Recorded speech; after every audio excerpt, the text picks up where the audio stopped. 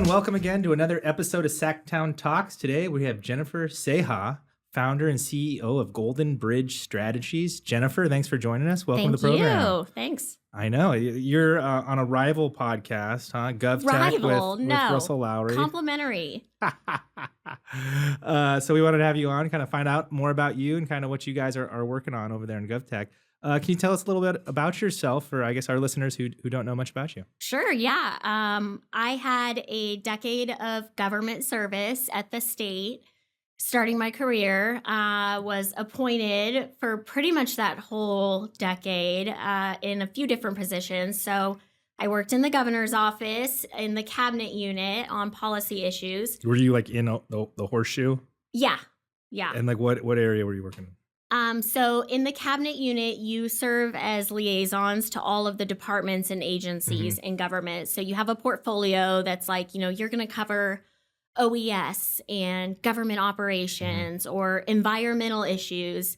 So they divide up your policy, and then you're basically a liaison between all those departments and the governor, who at the time was Schwarzenegger. Can we back up a little bit? So where did you go to school? How did you get in position to get that job? I went to school at UC Davis and majored in managerial economics. I took the first job that was offered to me out of college, because you need a job as soon as you're out of college, and worked in the credit lending industry, kind of random, did financial analysis over there.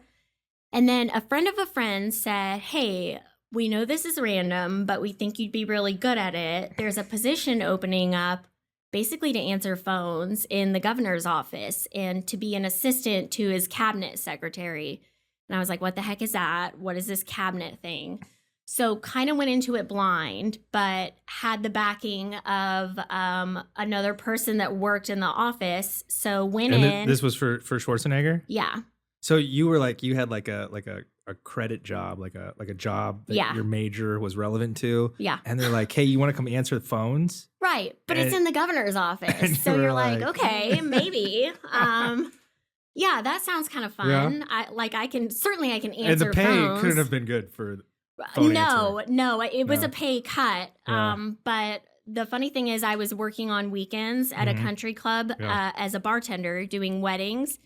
It was a very lucrative job. So I actually kept that job like quite a ways into working in the governor's office, because I made more money doing that 2 nights a week than I did working, 60 hours a week in the governor's office. So what year is this when you came to? 2006.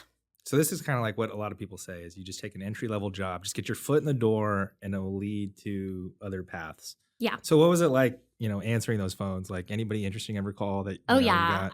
All kinds of crazy stuff. Yeah. I mean, that never really made the light of day.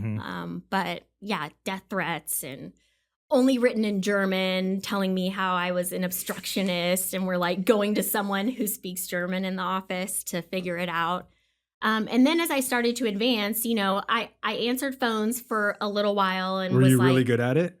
Absolutely. Yeah. Killed it. Like that's how you advance, right? You just overachieve at whatever job you're given. And they're like, wow, she could answer phones. Maybe she could do more. Like, hey, she might be able to do more than this. So it was like, can I start sitting in on some meetings? Okay.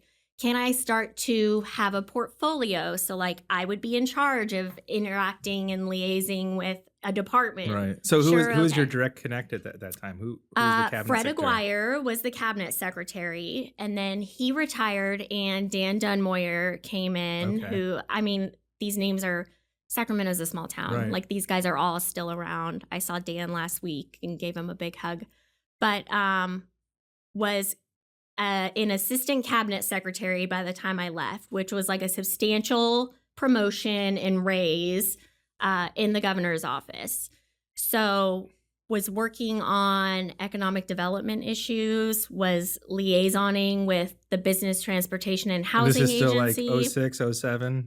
It was like 07. Okay. Economy's still doing all right. Yeah, doing okay. Yeah. Then went to BT&H agency and did some really fun stuff with international trade, staffed the Border Governors Conference, went to Mexico a few times, took the governor down there, took him to Germany for an IT trade show. Wow. So got to do some really fun travel stuff and talk about why California was so great. Again, economy was doing pretty good. Right. And then Wait, so what is that traveling abroad with like a movie star and governor at like 06, 07? He's probably at the peak of his fame. Imagine it's pretty VIP accommodation. it was cool because Schwarzenegger was like a millionaire outside of government. I imagine it would not have been the same had it been like Jerry Brown, but things were rough at home. Like, this is when the bond package had failed and the legislature was turning against him. So I feel like taking him, to Germany or, to Mexico, where he's huge internationally, was a bit of an ego boost for him. Also, like, everyone likes me here, where in Sacramento, everyone kind of loathed him at the time. But yeah, absolutely exactly what you think it would be. Huge celebrity. We stayed in really nice hotels because he paid for it all himself. It wasn't like state dollars that funded any of this. And fun. Like, he would just do fun stuff. Like, we went to Germany and he's like, I want to take that Terminator that's in my office in LA, the actual like Terminator costume. Right. And we were like, ooh, okay, whatever you want, Governor. So yeah, it's like, how do we ship this thing over to Germany and get it on? We ended up putting it on his plane, but did you guys all fly on his plane? No. We had to go in advance. So like, for him to be in Germany for 3 days, like, the staff goes in a week and a half before, sets up all the meetings. Oh, wow. Walks through all the logistics, meet with all the staffs of other people that he's going to be meeting with. He met with Chancellor Merkel. And so it was like, we're meeting with her staff and talking about what they're going to talk about. So there's a ton of prep that goes into it. Does he speak German? Yeah.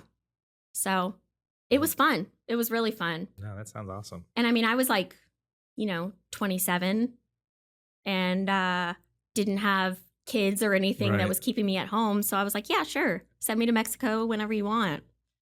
So were you there a week and a half in each spot, or? Yeah.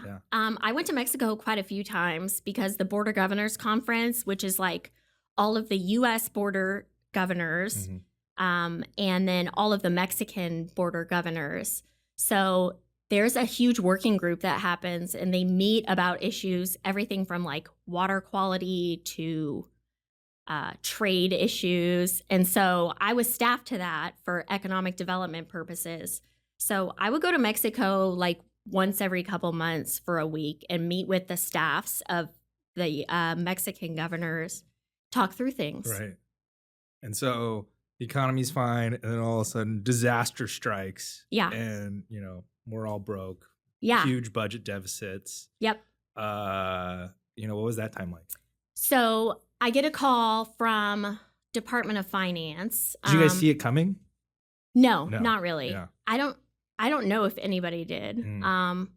But I got a call from Cynthia Bryan at the time, who was a deputy in the governor's office. I had worked with her over there.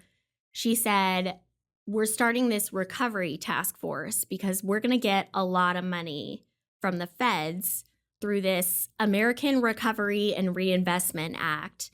And we need help managing it all. We're pulling staff from all around state government.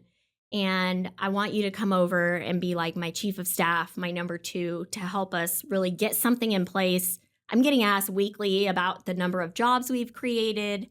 So it's going to be a big job, and I want your help doing it. And I was game. Like, yeah, that sounds great. So went back to Department of Finance and sort of working closely with the governor's office again on the Recovery Act.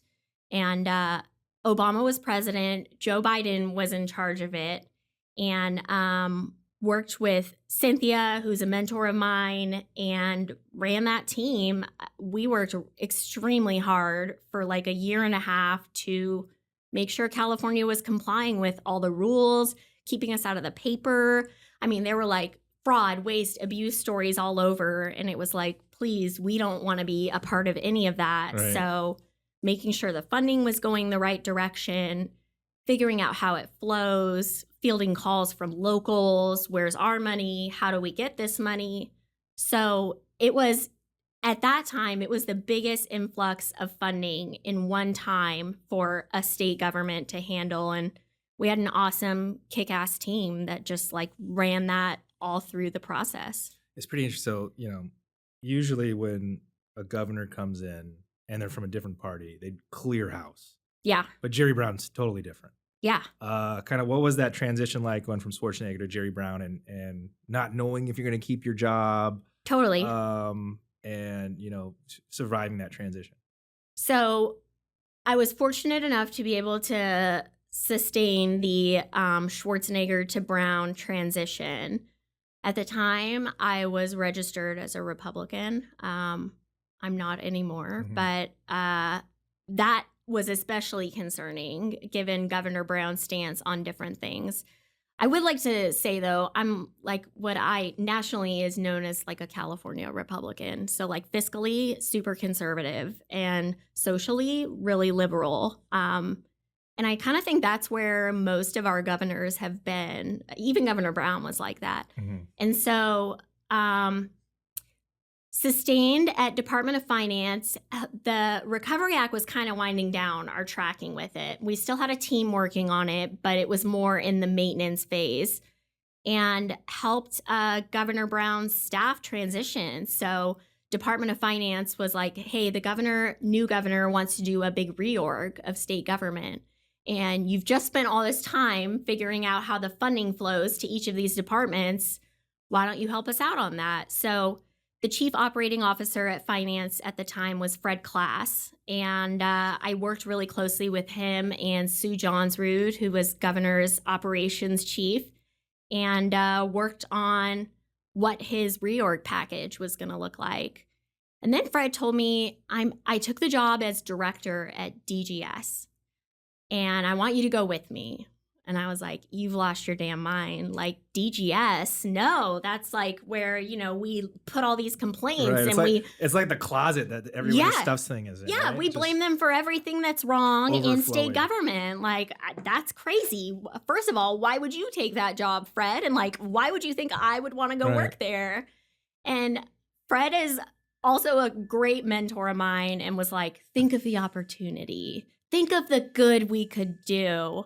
And so talked me into it. I went over there as a deputy director for strategic planning and policy. And it kind of allowed me to get into whatever was exciting. You have to have a strategic plan in place, but I also worked on procurement modernization. And what year is this? 2000 and maybe 9 or 10. So this is like the fascinating thing to me is we're California. We're the high-tech capital of the world. And the state is like, has the oldest computer infrastructures, right? Yeah. They're like the oldest outdated processes. It's not just California. Like it's government in general. Yeah. And it just blows my mind. Like Yeah. from like 2000, I remember like being in a policy hearing in like 2003, and they were talking about like some prisons that didn't have internet connection. And like 9 years later, like in 2009, they were talking about there was like $1 billion IT procurements, right? That they were supposed to like update, modernize, and basically it was kind of like high-speed rail. It was kind of like, yeah, we don't know how much it's going to cost or if it's even possible. Those modernizations, by the way, are probably still happening today. Like they're still requesting money and trying to modernize. Right. So you're totally right. Like the joke in government technology, it's not even a joke. Like it's just the reality is like emerging tech from our lives like 5 years ago is what's finally emerging like in government now. Maybe, right? Because like we still have like this payroll system. I remember they were doing like the furloughs. It's been a decade. Yeah, it's been a decade. And like the controller couldn't figure out how to do the pay, or they were trying to withhold the legislative pay, and he couldn't figure out how to do it because of this cobalt computing system. And same with DMV. I think maybe they finally fixed that, but yeah. DMV has come a long way. Yeah. Like I will give them credit for that. I think it's Russell and I have sort of dove into this in many ways, and like government is just so risk averse. Like there isn't the appetite to sort of take on one of these things and to do it quickly because we're afraid of failure, right? Like no one wants to get hauled in front of the legislature. Why did this go wrong? But there's also not the risk tolerance to try something new and innovative because of that. It's kind of interesting. Like I remember when I used to work at the AG's office, and we had like a bunch of older attorneys, and they just like insisted on using Corel WordPerfect. And so we had to have Corel WordPerfect and Microsoft Word on all our computers, even though I had no idea what Corel WordPerfect was or why you would want this. Yeah. And yeah, I don't know if it's like because you just have like older employees and they're adverse to new technologies and don't want to learn new stuff, or there's a lot of that. And that's who's usually in control and in power, and maybe they don't understand it. Yeah, there's a lot of that. I mean, you look at like a term limit from a governor. So any director that you get in there, like DOJ, or an AG or in any department, whoever the governor appoints to be in there, they have like a very limited lifespan because there's going to be someone new. Right. So you get these lifelong public servants, all those senior attorneys that are like, I've been here for 30 years. I've worked through 5 different AGs. Like, I'm not changing. I'm not getting rid of my Corel WordPerfect. You can tell us we're going to do Microsoft Word, but a lot of it is like aversion to change and the need for any big project like that to have like organizational change management sort of built into it. And then also just sort of looking at the base business process as opposed to like, why? Like asking the question, why? Why do you need Corel WordPerfect? And is there something in your business process that you can't do in Word? And then at the end of the day, it's just like making the switch and bringing everybody along. Yeah, and it's kind of funny, like COVID, like I remember like March 13th, like at a bunch of meetings, and all of a sudden all the meetings were switched to conference calls. And then all of a sudden all the conference calls were switched to this thing no one had ever heard of before, Zoom. Yeah. What's Zoom? And then everything was Zoom. And then all of a sudden it was like, well, is Zoom secure? And then all of a sudden you had like 12 different Zoom bombings. Remember those? Yeah. You had like Facebook had something called like Blue Jeans, and Microsoft has Teams, and on and on and on. And each department had different things. And so like you would need to download this app to have a meeting with this department, and this app to have a meeting with this department. But it kind of forced these departments to all of a sudden wake up and be like, oh my gosh, we have to go remote. We have to do this or that. So I was busy having a baby on March 13th of 2020, and basically was trying to figure out who could be in the room. Were you in the hospital? Yeah. Like my daughter was born. Did you get COVID? On March 13th. I did not get COVID at that time. And I think, frankly, I'm happy that it happened when it did, because like the chaos that ensued after that, where like women were giving birth without even their husbands or anyone in the room. Like I missed that part of it, but it was still kind of crazy. And then coming back home, I had started my business, Golden Bridge Strategies, a few months before that happened. And not really knowing like if I was still in business, did I still have clients? What was going to happen? Were those clients? How are they going to pay me? Yeah, exactly. Yeah. And like, oh, and you have a newborn and a 1-year-old also. So that was kind of a And they're hectic... going to be home all the time. Yeah, exactly. Like daycare's closed. Sorry. So yeah, it was kind of an insane period of time. I mean, what I loved about it is never before had government technology had such a focus on it. Like if you're going to work in one part of the economy during the pandemic, government technology was a pretty great place to be working. Procurement in general, right? Yeah. Like buying government technology, because you're right. Like all of a sudden everyone needs to be remote. What does that mean? It means we have to invest in all of these different Zoom and Blue Jeans and these things. And we need remote desktops. We need VPNs. We need computers. Everyone needs a cell phone. So technology really fared well through the pandemic. Like it was awful for so many people, but working in government technology was a pretty great place to be working. So how did you do that transition of, okay, I'm working for the state. It's safe. I have a pension, maternity leave. Yeah. To healthcare. I'm Yeah. going to go out and start my own business. What put So that in your mind? I worked in between. I worked for CompTIA, the Computing Technology Industry Association, and covered procurement issues for them nationally, which was really cool. Like the logic was if I could understand California's procurement, the rest of it would be fairly easy. And frankly, it was. Like California is more complicated than any other state out there when it comes to buying things.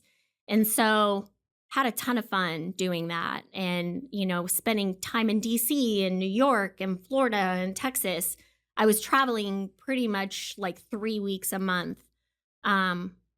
Which is a lot if you have a 1-year-old. Well, yeah. I mean, that's the problem. Yeah. Like I had babies and it was like, hey, this isn't going to work anymore. My husband was like, hey, this isn't going to work anymore. Luckily, it wasn't a huge jump to leave government service because I was also married to it. My husband was a state employee, so we kept all of those great benefits. He's working on his pension. So I had 10 years by the time I left. So I was vested with retirement stuff. And we sort of decided, all right, you go out and try to make some money and I'll hold down the pension, the great healthcare, and all of that good state stuff. So decided to open my business, had a 5-month-old baby, was coming off of maternity leave, and was like, I just can't do the travel anymore. Like, it's not going to work. So started to do the math and realized I would need 2 clients to be able to make what I was making in working with CompTIA with this business. And I talked to a couple different companies about working with them. And it was like, we would love to have you. We would love to work with you. There's going to be some travel. And I just wasn't interested in that at the time. Like, little did I know that the whole world was going to shut down and like no one would ever travel, a short 6 months later. So quit my job, learned that I was pregnant with my second baby like 2 weeks after I quit my job, had like an oh shit moment where it was like, do I beg for my job back? What am I doing? Like, no one's going to hire me if I'm pregnant. Right. But, it all worked out. I got 2 clients fairly quickly, and they were like big name clients. So I was feeling pretty good about things. And were these people you knew from your association work? Yeah, and from just working in California. So Gartner was an early client and KPMG was an early client. So those are pretty big name companies. I was like feeling great about the prospects. And then the world shut down. I had my second baby. The pandemic happened. And all of a sudden, finding someone that could help you with government procurement in the state of California that, hey, overnight, we're going to be spending a ton of money. I was really in demand when everything shut down. I think I doubled my client base overnight and then doubled it again within the next month because it was just madness. And was it word of mouth? Was it people you've worked with before? Yeah. I mean, Sacramento. Was it your reputation during? And this, PGS? like. What was it? Sacramento is a ridiculously small town, right? I don't know. Like, you just know people from your work in government, your work in the technology industry. So a lot of it was word of mouth and referrals from existing clients. So overnight, got a bunch of new clients, worked through the pandemic madness with a couple of kiddos at home and a husband who was all of a sudden working at home full time from like our dining room table. Right. Maybe with not a house that was built for. Right. Exactly. Yeah. And we just made it work. It was great. Like, it was awesome. The clients were all really receptive and okay with the fact that, they'd be like, can you be on a call at 2? And I'm like, I don't know. Like, I've got a newborn. Who knows if that kid's going to be awake or not? But it all worked out, and it worked out really well for some of my clients through the pandemic, which word spread around that. And so very quickly, I was like, I'm going to need to hire someone. Like, this is growing very quickly, and I've got a couple of little kids. So I've grown the team since then. So we have 5 people on staff now at Golden Bridge Strategies, which is a little different approach to how people have done this in the past. it's been a lot of like one-man shows. And I just don't have the interest or the capacity to do that because I'm still a mom. You're talking about procurement? Yeah. So it's interesting. So like once you start getting out into, I guess, what they call the third house or the private sector of government, you just start learning about all these different offshoots. Yeah. And I just like every year I even learn about a more like obscure brand. So like procurement lobbying is interesting because not a lot of people do it. Well, and I'm not actually a lobbyist. Yeah, and you're not a lobbyist. I mean, either. I am because a couple of my clients do hire us for lobbying specifically on procurement issues.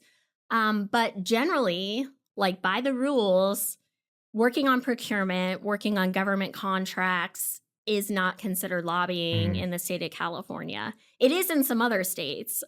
So navigating those rules and laws all over. But I'll get national clients that are like, we need a lobbyist. And I'm like, let's talk about that because in California, that's a different thing. Yeah. And a lot of these companies don't understand what exactly they do need. Right. When they need you. Right. Well, and lobbying firms in town, I work really closely with a lot of them because they're like, hey, we have a client and they're asking us all these questions about contracts and we don't do that. Like, can you help us do that? Can we bring you on as a sub to this? And it's like, sure, I'm happy to help you with that. Because it's very different. It's like in the weeds of the administrative side of government where lobbying is very much out front, high level. We'll open doors and get you meetings with anyone and everyone. But then the whole procurement side of it is like, let's work on after that budget is allocated, how all that money is spent. Yeah.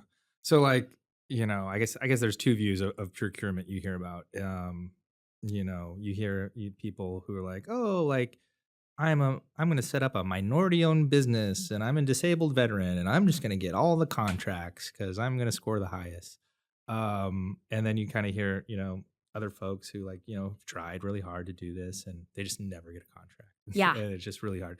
Kind of what is the landscape of kind of getting contracts and I guess setting yourself up for success and working with these agencies? So it still is a lot of bigs that are winning these things. The state, it's funny, the state doesn't recognize minority contractors or women-owned businesses because we have a proposition that doesn't allow affirmative action in any of these awardings of contracts. But small business counts, disabled veteran business counts. So working those through, the state has very clear goals, and we want 25% of our dollars to go to small businesses, and we want 3% of our dollars to go to veteran-owned businesses. So working them through.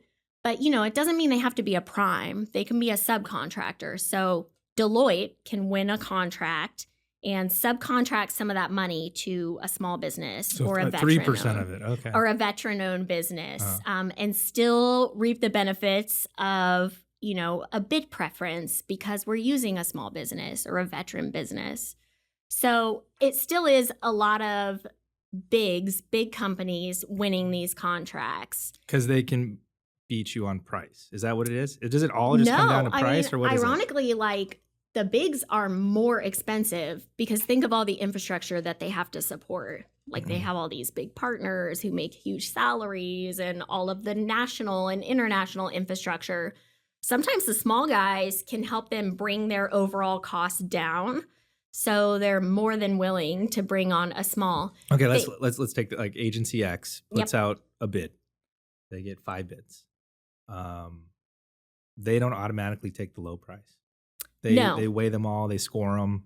It's best value. How does that process work? Best value. So price typically counts for about 30% of a bid's like overall score. So if I'm the low price bidder, I will win for that 30% of it. I'll get all 30 points. Say there's 100 points on the table. But the approach to it, how you're going to do it, your references, the type of personnel you're bringing to the project, that accounts for the other 70%. So there's a lot of flexibility in that as to how someone's going to approach a project.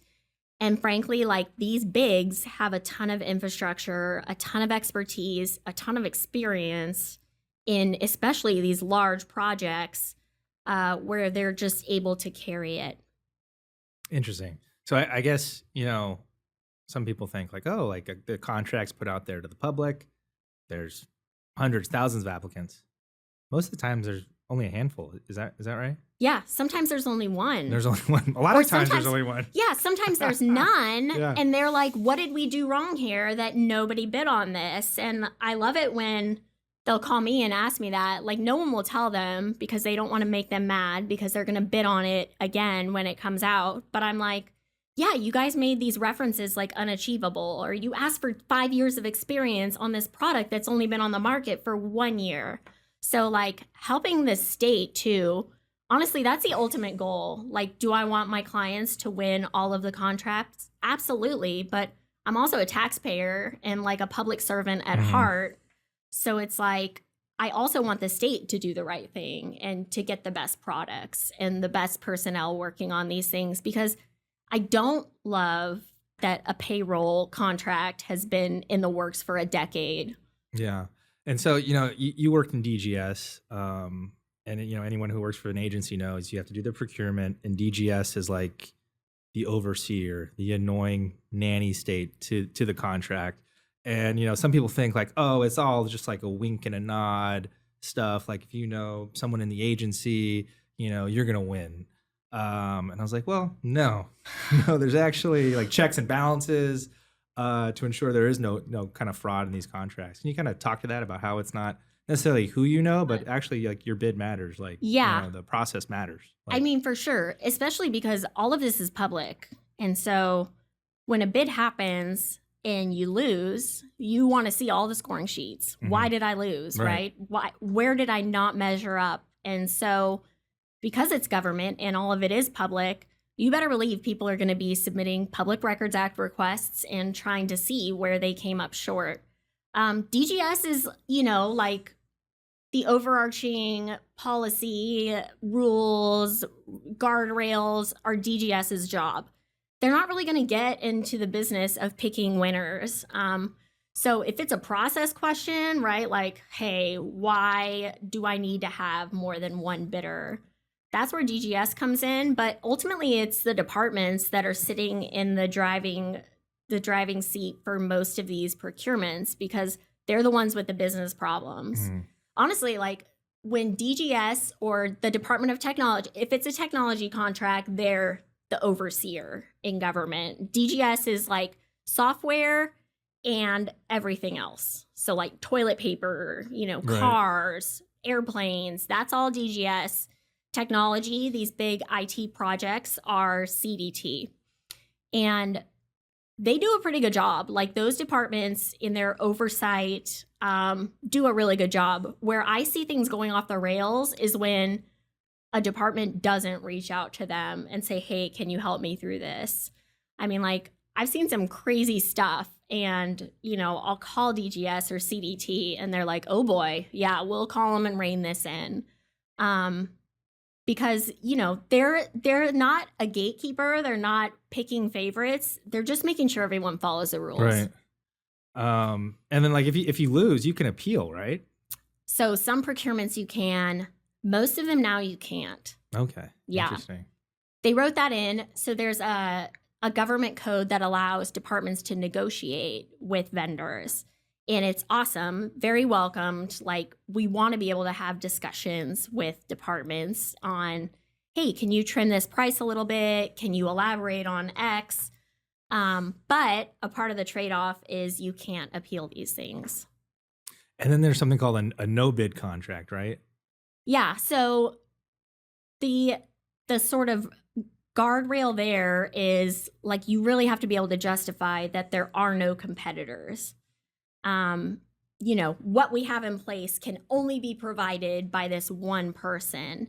So it does mean there's a lot of hoops to jump through, and DGS does need to see every single one of those. Because ultimately, you're looking for trends in this space. Like, is one department doing way more non-competitive bids than everybody else?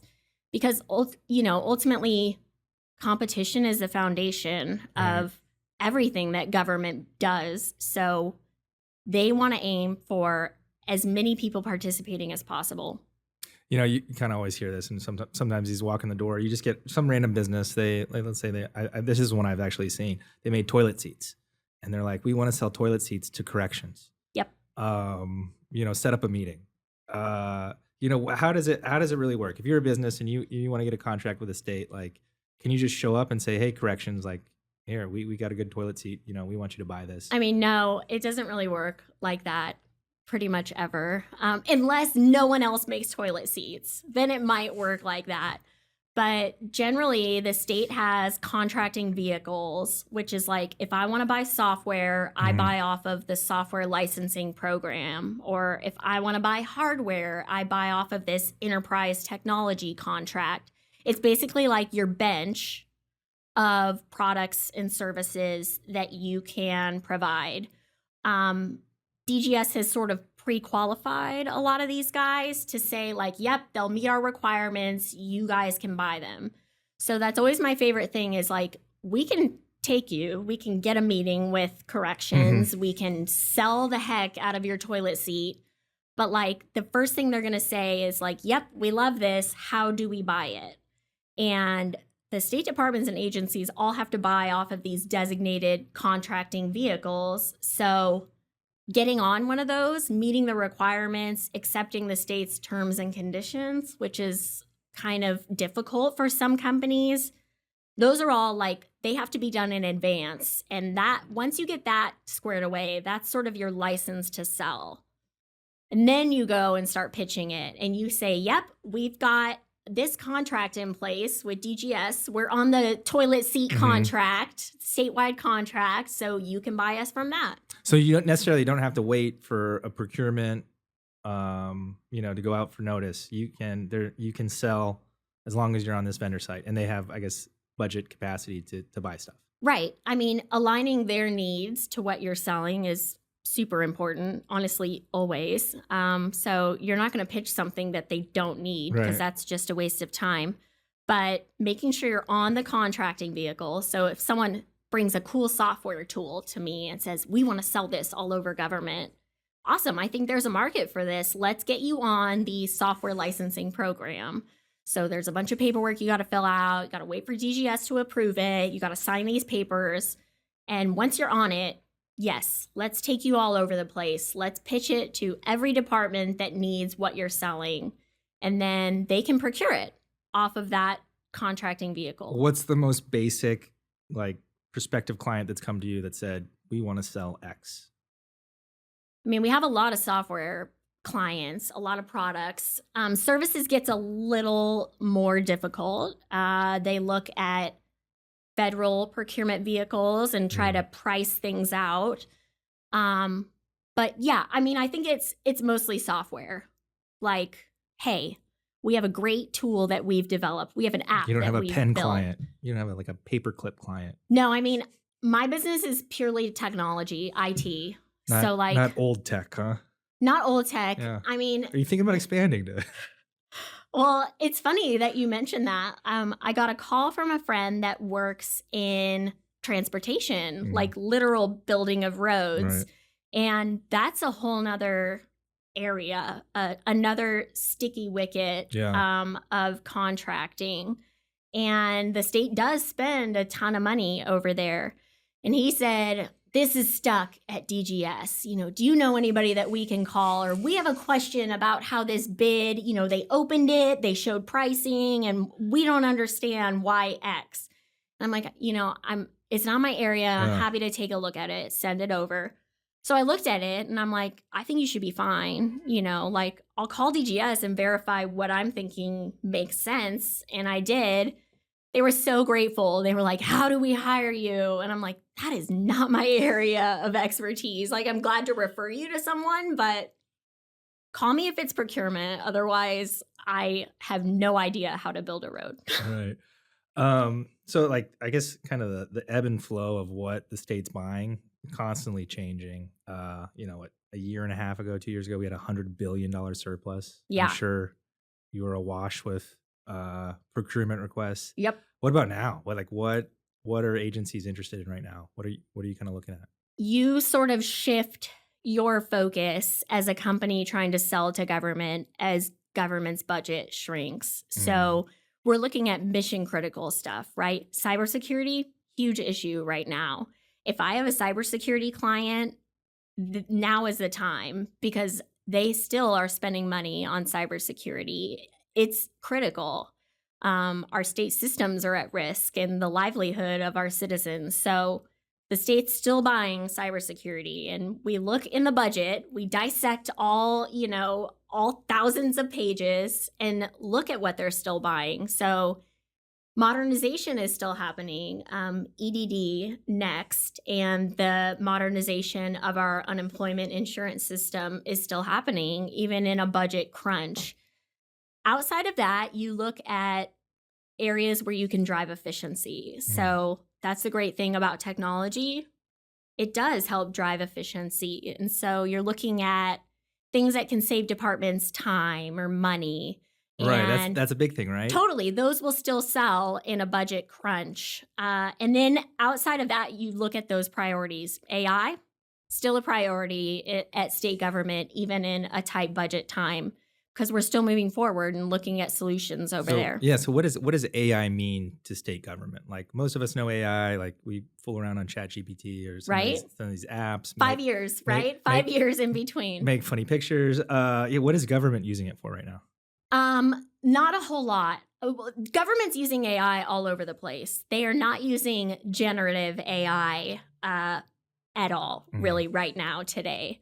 So the sort of technology adoption curve is just sort of starting when it comes to generative AI. We have an executive order at the state. We're doing some proof of concepts at a bunch of different departments, but we're still trying to figure out how to safely use generative AI in state government and what it means. So like right now, where we're at is, if I have a client that has a software or something, a service they want to provide that's going to use generative AI, I have to disclose it. I have to disclose my data sources. I have to fill out a big questionnaire. I've got to get it approved by the Department of Technology.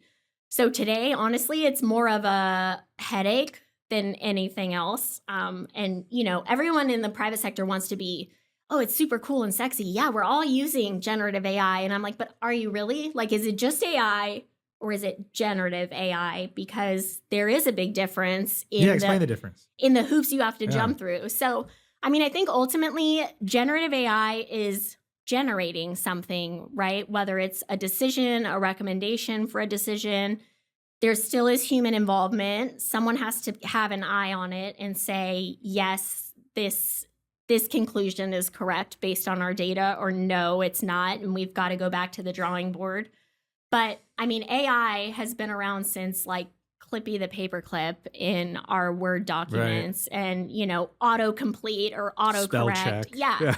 So if it's just AI and it's finishing a word for us, that's one thing. But if it's generating a decision, generating something new, then it's generative AI. And I think getting those definitions through people's mindsets and getting away from we're just going to slap this requirement on everything because we're not really sure, I think it's going to take some getting used to for everyone. So kind of how you see the corporate world kind of involving AI is a lot of chatbots, a lot of helpers. State government, could save a lot of money, I guess, using some of this stuff. But we're always kind of, I guess, mindful of not letting some jobs go as well. Yeah. What's the balance there? Yeah. You have sort of the union pressures in government that maybe you don't have in some of the private sector, but you also have that risk aversion in government. Like, are we going to be giving away people's social security numbers by accident? What is some random employee going to drop into ChatGPT that we don't want them training on or using our data for? So adoption in government, typically like 5 years behind the private sector. So while the commercial side of our industry is using generative AI really effectively, you've got all the chatbots and everything right there online, government's going to take a little bit of time to do that. Actually, one of the proof of concepts that the state is working on right now is helping people file taxes with generative AI, typically with a chatbot. It's probably going to be a chatbot, but can I ask that questions instead of having to call in and ask someone those questions too? So government will get there, but we're super risk averse, and rightfully so. Like, we're using the public's dollars. We need to be a little risk averse with that, as opposed to the private sector where you're like, it's okay, like we can fail. Government struggles with failure, and so they are a little bit slower to move. Like, government never wants to be the first one to try something out. It sounds sexy, but it's a little scary, right? No, that's fascinating. Well, awesome. Thank you so much for joining us. Definitely learned a lot. Thanks. And if some of our listeners kind of want to check you out or see what you're doing at Golden Bridge, how can they find you? www.goldenbridgestrategies.com. We also have a great podcast that I work with Russell Lowry on. It's called GovTech Today. What do you guys talk about? Government technology. Yeah. Typically in California, but also like across the United States and in industry as a whole. Anything technology, procurement, AI is a big topic. What's happening at the state, the legislature. So anything government and related to technology, it's a fun one. So that's at govtechtoday.com. Okay. And you on any socials, Twitter, Facebook? Oh, yeah. All of those. Okay. Yep. Check you out. All right, Jennifer, thank you so much. It was Thank lovely you. having you, and best of luck. Thanks. Thanks.